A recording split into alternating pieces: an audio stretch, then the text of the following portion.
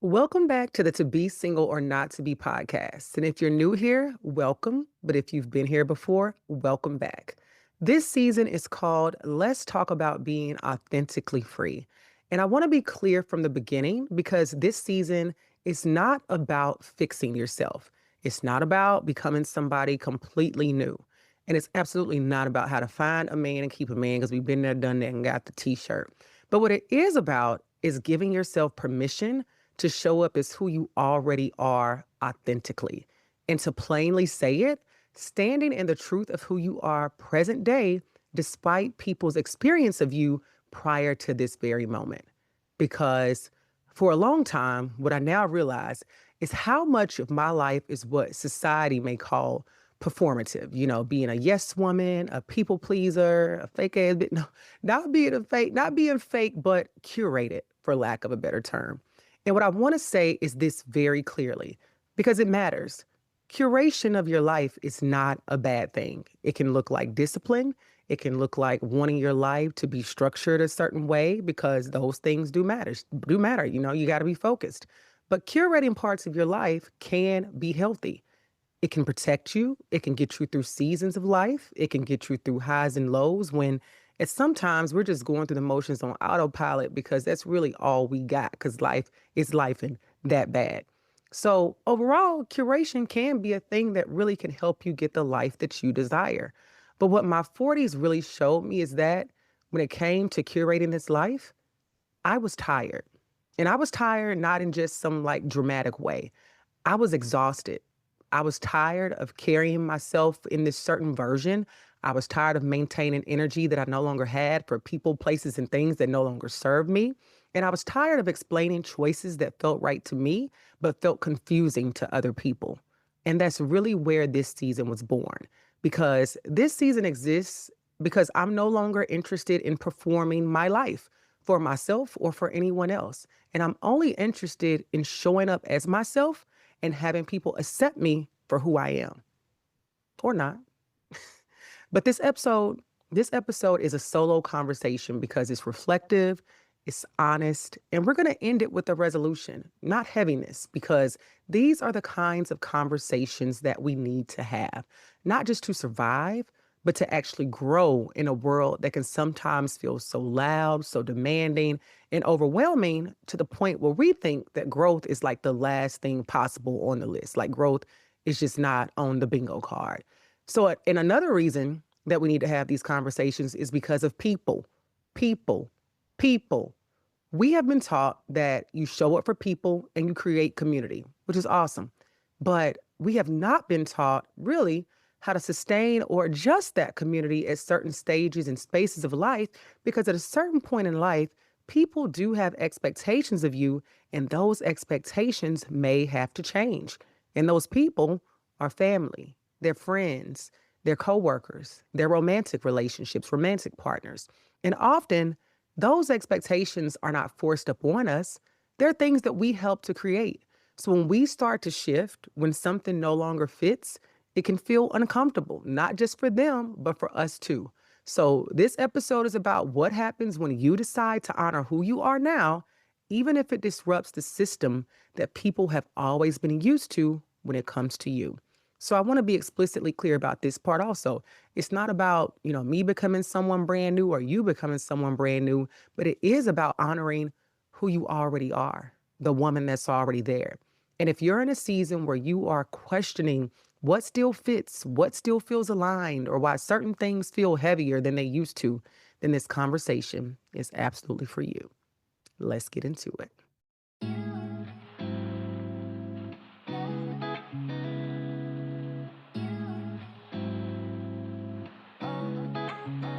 You are listening to the podcast To Be Single or Not to Be by Shaana Montana, a podcast where we talk about the single life, dating, and relationships so you can make a decision at the end of each episode and decide to be single or not to be. That is the final question.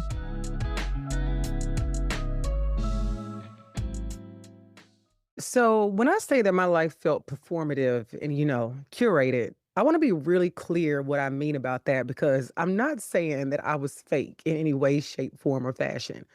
I wasn't lying. I wasn't walking around pretending to be somebody that I'm not. I was curated in a space where I was operating in a position that felt true to me all the way up until this point of my life. And there's a difference because I think that curating your life can be intentional. It can be protective. It can look like boundaries. It can look like choosing what people have access to. It can even look like growth in certain seasons.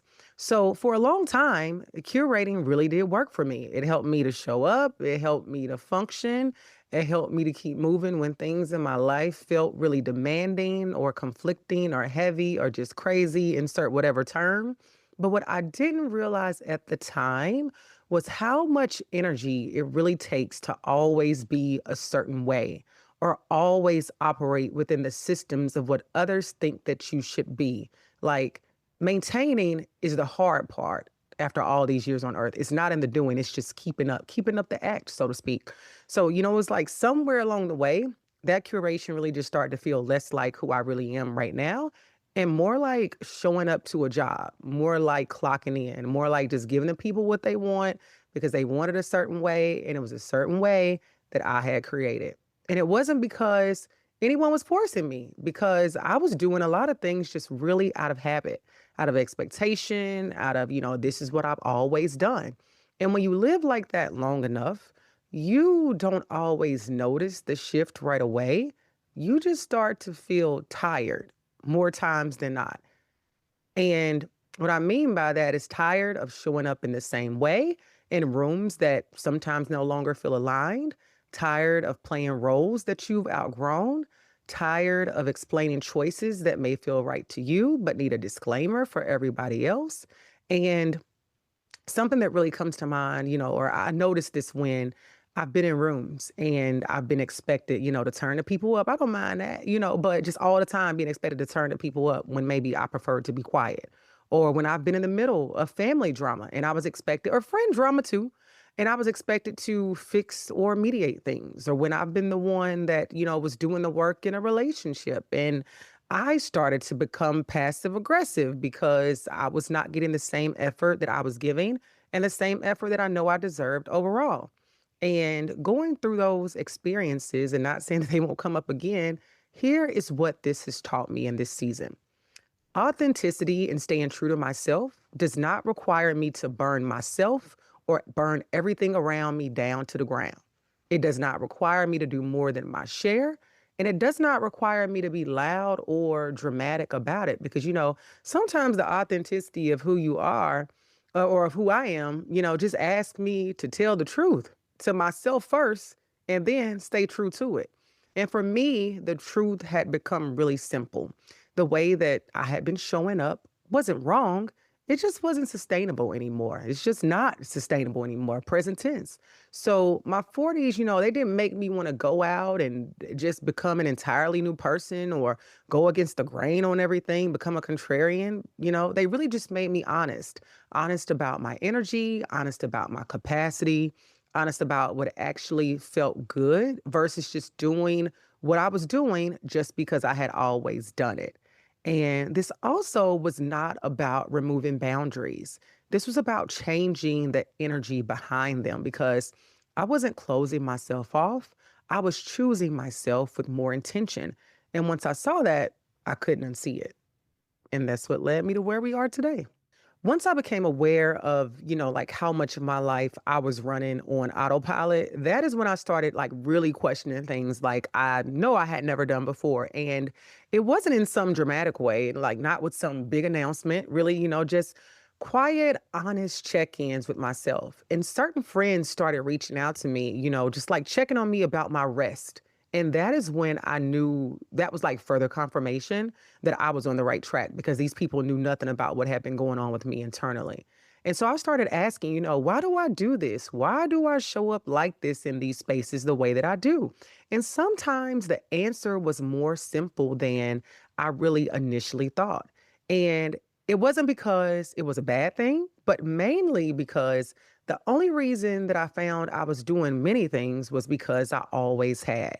And then I started to realize that clarity around certain situations just doesn't always feel good. And this was one of those times because there's something really humbling about realizing that some of your routines, your habits, and even your relationships are being driven more by momentum than intention. And here's the part I want to normalize: changing doesn't always look bold.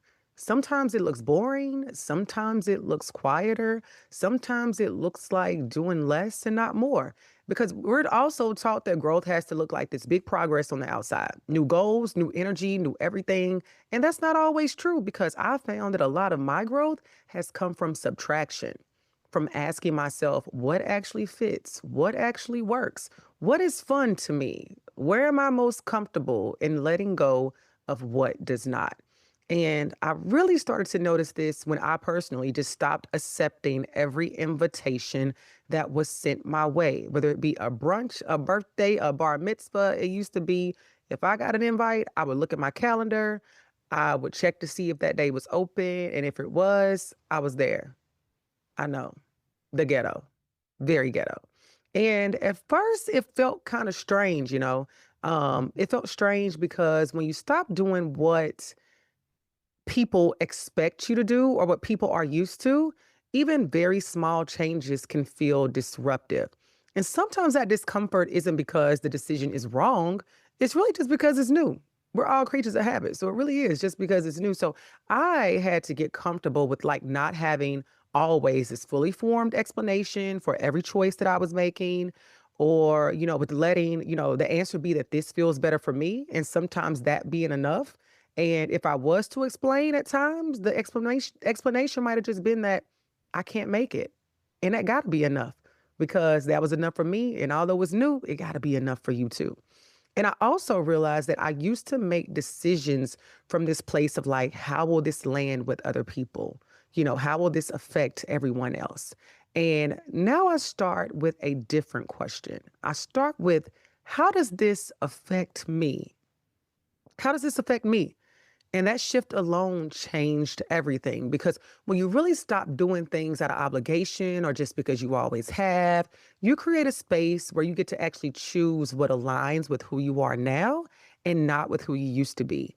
And that kind of growth doesn't need a round of applause. It just needs honesty and authenticity that actually feels the most comfortable and the most true to you. So, all of that said, somewhere along the way, I realized that I really don't have a fear of missing out anymore, FOMO. And that surprised me a bit, because I know that used to be part of the issue.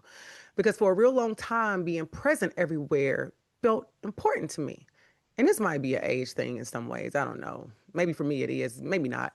But it was like if I didn't show up, I feel like I might miss something. I might miss a moment. I might miss a memory. I might miss a connection. I might miss the tea. But now that feeling just is not there. And it's not because I don't care. It's just because I care differently. I don't feel the need to be everywhere.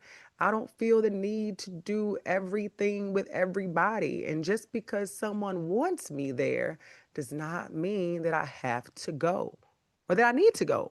And that was a hard one for me to shift in, because that shift, it didn't come from detachment. It really came from like my own clarity, because I started realizing that my presence is way more meaningful when it's intentional, and that my absence does not mean rejection or anything negative. It really just means that I'm choosing where my energy goes and what I have capacity for at that time or moment. And an example of this was recently I had to cancel some plans for a Galentine's event that me and some girlfriends were going to do in 2026 for an out of state trip. And recently, just due to work obligations, I got a new role at work, praise God. I tried to flip this trip and make it happen like 48 different ways under the sun. But I just finally realized that due to work obligations and other things, like, girl, this is probably not the best right now based on all the transitions that you have happening. For one, for you to take this time away from work, but also recognizing that you have another trip that's happening at the end of the same month where you're going to be away. And that's going to take time, energy, money, exhaustion out of you. And in the process of landing on the decision to not go, what changed for me was the question really that I asked myself. While I used to ask myself, will I regret missing this? Now I'll ask myself, will I regret going? Let that one sink in. Because a lot of the times, the honest answer, it surprised me, so I know it will surprise you. Because for me, staying home does not feel like missing out because I also love my house. I love my home. It feels more like me just choosing myself. And once you experience that kind of peace, it's like really hard to go back because FOMO, it's not always about the event. Sometimes it's more so about not trusting yourself to choose what you actually need. And when that trust is there, the fear tends to disappear. So, at a certain point in life, especially at this age, people are going to have expectations of you. Like, that's inevitable. And they're going to be, family expectations, friend expectations, work expectations, relationship expectations. And here's the part that we don't always talk about or don't talk about enough. And I want to say this clearly. A lot of those expectations were not forced on us. We helped to create them. We showed up in a certain way, we played certain roles, we were reliable, we were consistent, we were dependable, same thing as reliable. And none of those are bad things at all. None of that was wrong. But this is the part that matters. When you start to grow, when something starts to shift internally, those same expectations can start to feel heavy. And not because the people around you are bad, but because you're no longer the same person you were when those expectations were formed. And that's where the tension shows up. Because when you change, even in small ways, it can make people uncomfortable. And not always because they don't support you or they don't like what you're doing, but because a shift interrupts what they thought had settled. So, what I'll say is this: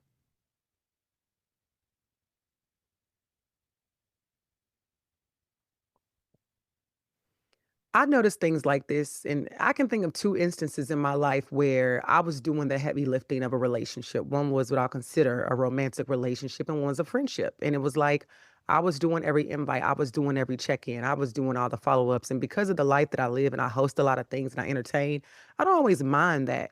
But it was like, I think in the busyness of life, I finally slowed down and realized that I was doing all the work with these people where they were becoming less and less responsive.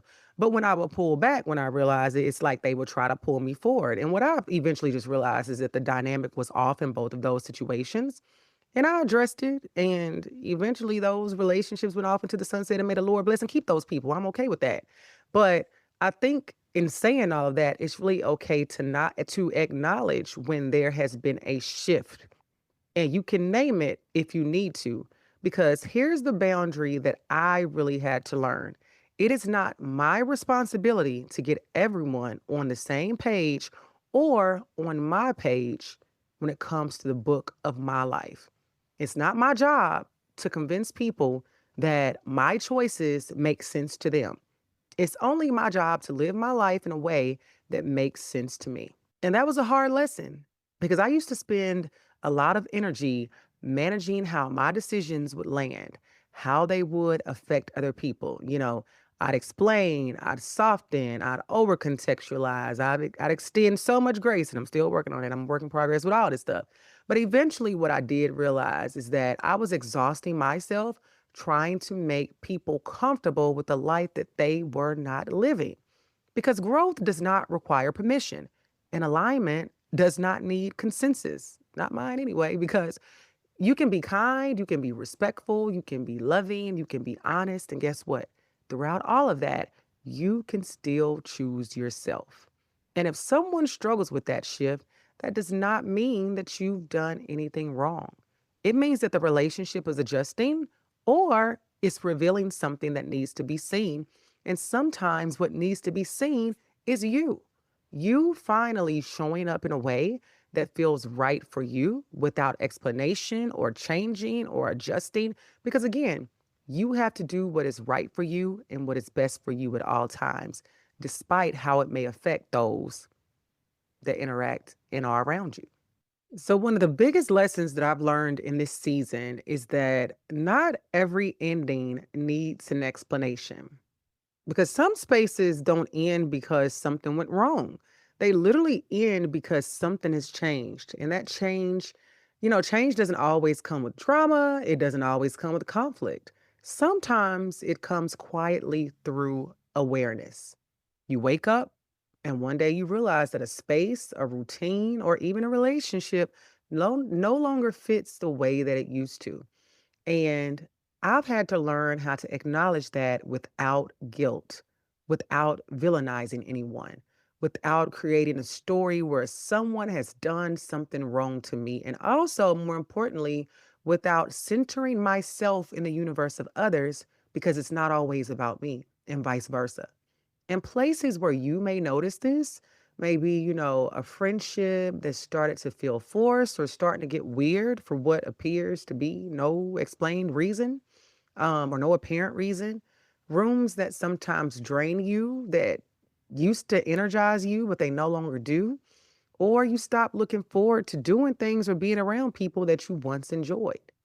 And what may surprise you the most about this is that leaving does not always feel like a loss. Sometimes it feels like relief. And that relief doesn't mean that you didn't care. It means that you're honoring what's true now for you. And let me be honest for a second, because I think this part is a lost art. I've also learned that there is a difference between ending something loudly and ending something gracefully.